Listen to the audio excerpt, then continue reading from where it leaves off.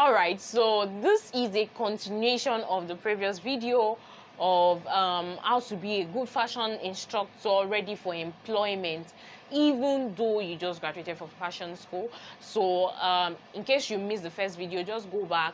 There's a previous video. I might also link it in the description box so that you can watch that first before you come and watch this, okay? And if you have watched that, welcome. This is the continuation. So we're just going to start.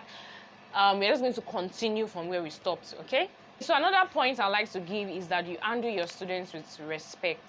Yes, even though you know more than them in quotes, but handle them with respect. Even though they paid you and they call you boss and they use ma for you, use ma for them too. Some of them are even older than you, and if some of them are not older than you, please respect them. Respect is reciprocal, so don't talk to them like you're talking to your child. Because they came to learn from you doesn't mean some of them, when you see them outside, you might not even be able to speak to them one-on-one, because there are some things they command that you don't command. But one thing that's placed you above them and why they have come under you is because of the knowledge you have. So, but regardless of that, you still want to respect them. It will help them pay more attention to you. It will help them respect you, and most especially, it will help them love you. Okay, so this is one important thing I want fashion school owners and fashion instructors to pay attention to. Always, always, always respect your students. Okay, so another point is that you learn time management. In teaching, learn time management. I always say that always learn the better way and faster way of doing things. Give, for example, you have two dots on a pattern and you are trying to transfer the two dots to one point.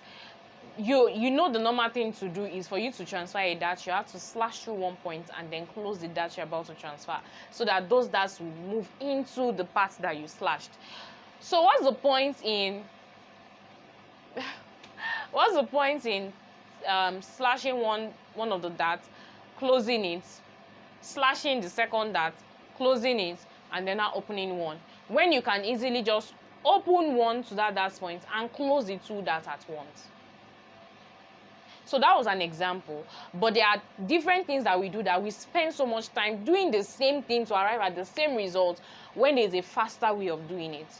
For example, you are trying to fix a zipper, and you have a zipper foot. It's not as if you don't have a zipper foot, you have a zipper foot. A zipper foot does it faster and neater more than the regular foot.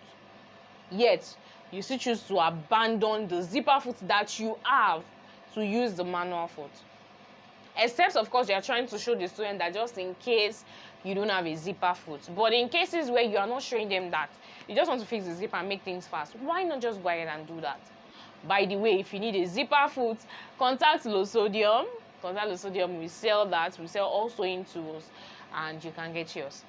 All right, so that was just an example.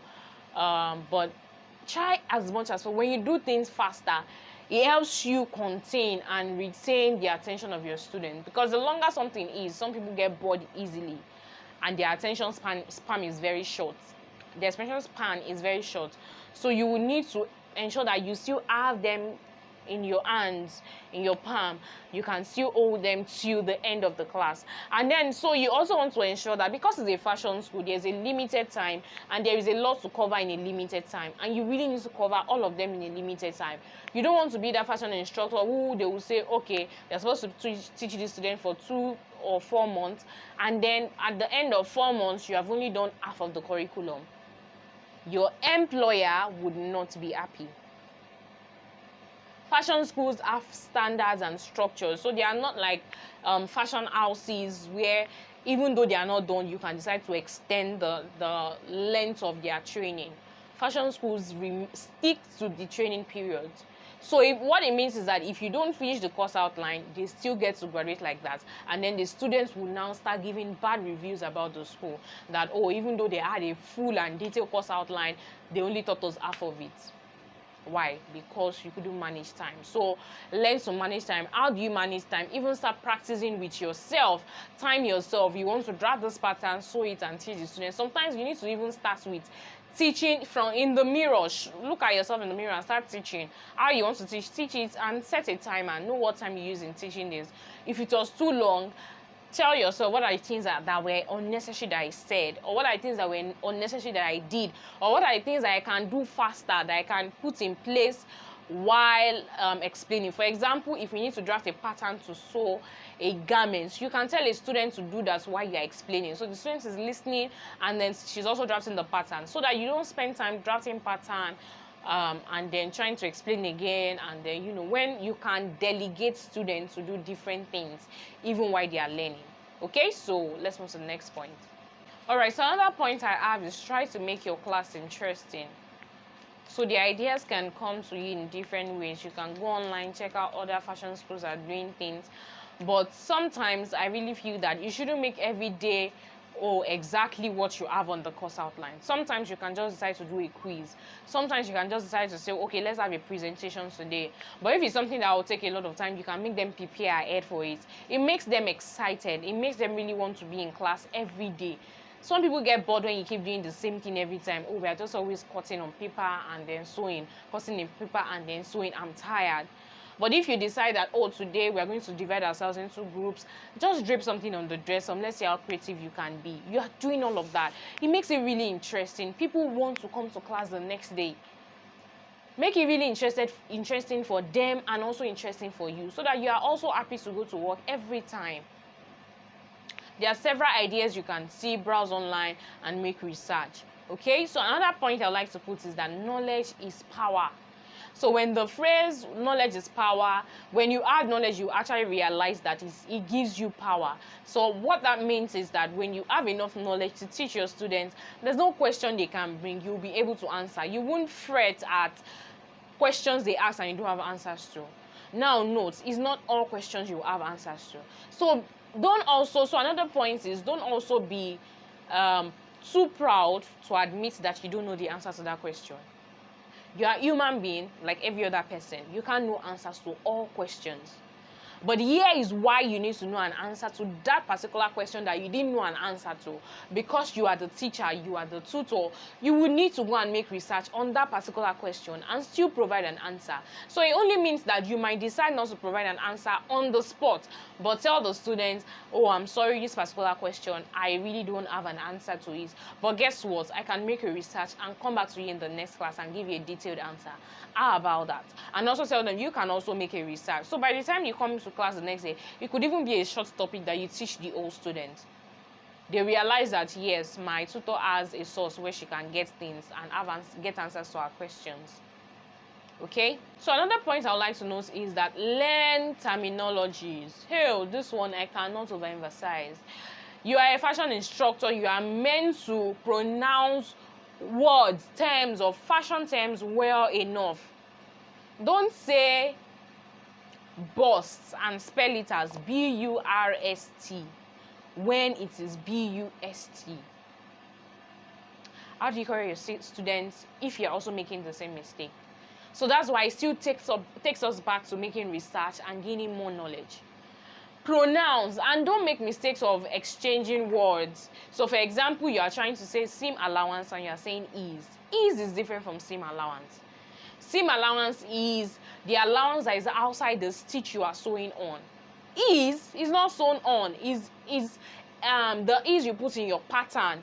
Ease of movement, something you add to your pattern. You are not removing it, it's a part of your pattern. It comes back so as to not let the cloth be too clingy on the client's body. Ease and seam allowance is not the same. The same way sometimes you might actually make mistake. You want to say this and you're saying something else. So also always pay attention to the words that come out of your mouth. Because sometimes it happens to me. I could have spoken for a very long time and then I say something in between. And sometimes the students correct me and say, oh, you meant to say this. I say yes. And at that point, I start to pay attention. Sometimes it happens when you are very tired. So you start to pay attention to what you are actually saying, so you don't say the wrong thing. Sometimes the student might not be able to correct you if they didn't even understand. So for example, your student don't know the difference between seam allowance or ease. So if you say ease instead of seam allowance when you meant to say seam allowance, they won't correct you because they feel, oh, maybe that's what's supposed to be. Okay, so understand terminology, spellings, words, what each words mean. So don't just say, oh, I've been so long in this fashion industry, I've been hearing this term for so long, so I just assume this is what it is and I've been using it. Study, make research, and know what that term actually is. Okay, so another point I like to say is always explain every move. So you're a fashion instructor, you have different people in your class, people who assimilate well, who understand well, and some who don't understand easily.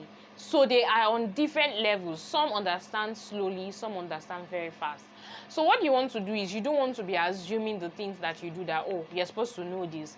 Explain every move. What I do when I'm teaching is, when I'm drafting something, I'm drawing a straight line, I'm measuring, I'm doing this, and I realize that, oh, maybe I just skipped a move and I assumed that they know. So I just say, what I am doing right now is I'm coming down by 2 inches because of this and because of that, and I'm going up again and I'm going to draw a straight line. And so sometimes I explain the move before I do it, and sometimes I explain it after, just immediately, not after I've done a couple of moves, after, immediately after I do it. So it helps them move along with me. As I move, they move along with me. It's not like, oh, she did this move, and she's expecting that we should understand. Not everybody would understand, and not everybody will say, I don't understand. They won't come and tell you, ma, I don't understand. They'll just say, because she assumed that we're supposed to know, let me not be the one that does not know. Don't insult your student. Well, we've talked about respect before. When you respect them, it makes it easy for them to come and tell you their problems, that, oh, I don't understand this, they can tell them. But if you're the kind of person who insults them at any small mistake, or at a point when they didn't get something you taught them, they would be too afraid to come and meet you when they have issues. Okay, so please take note of that. So another point, which will be my last point now, there are a lot, but I'm just going to make this video, just to round up this video. Another point is, always pay attention to pattern placement. So in fashion designing, we have really a lot of aspects. So there's the sewing aspect, there's the pattern making aspect, there's the cutting aspect, and the truth is, if you are the one doing all of that, you are a fashion instructor, you are the one showing them the cutting, you are teaching them, you are showing them the pattern drafting aspects, also cutting and sewing. You want to really know quite a lot of things and know the kind of problems you will encounter. So some of the problems you might encounter in cutting is pattern placement. If you don't know pattern placement, you might get it wrong. And when you start getting it wrong and the students are seeing it, they get discouraged. Some will now be like, oh, if our instructor could actually get it wrong, who am I that I cannot get it wrong? So it gives them room to make more mistakes, because they've seen their tutors make mistakes as well.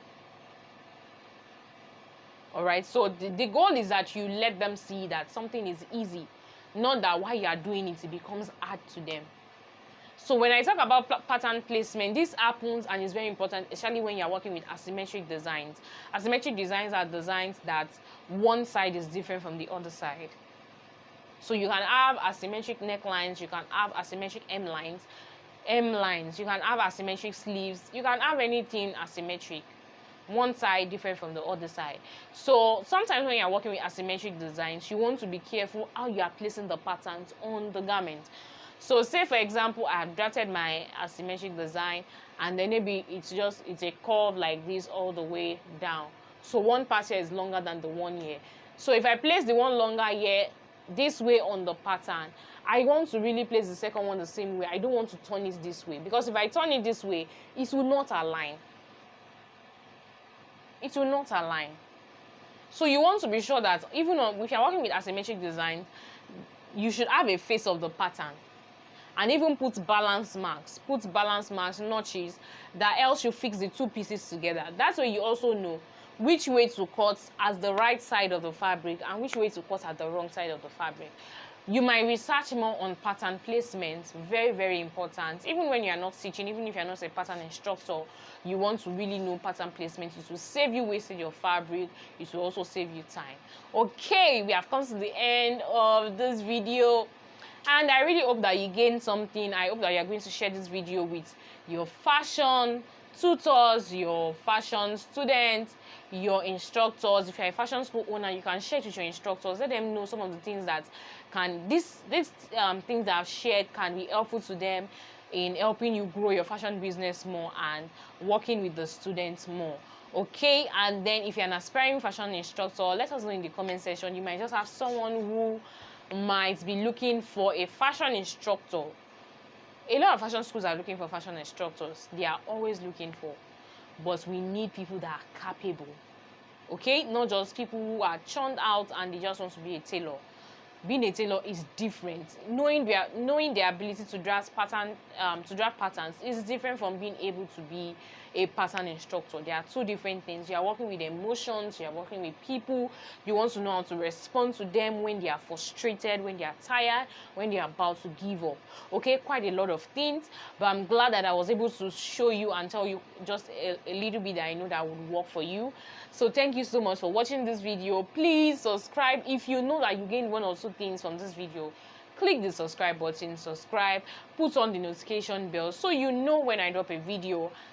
Comment. I like to see comments. It inspires me a lot. And also like this video, give it a thumbs up. Okay, see you next time. Bye bye.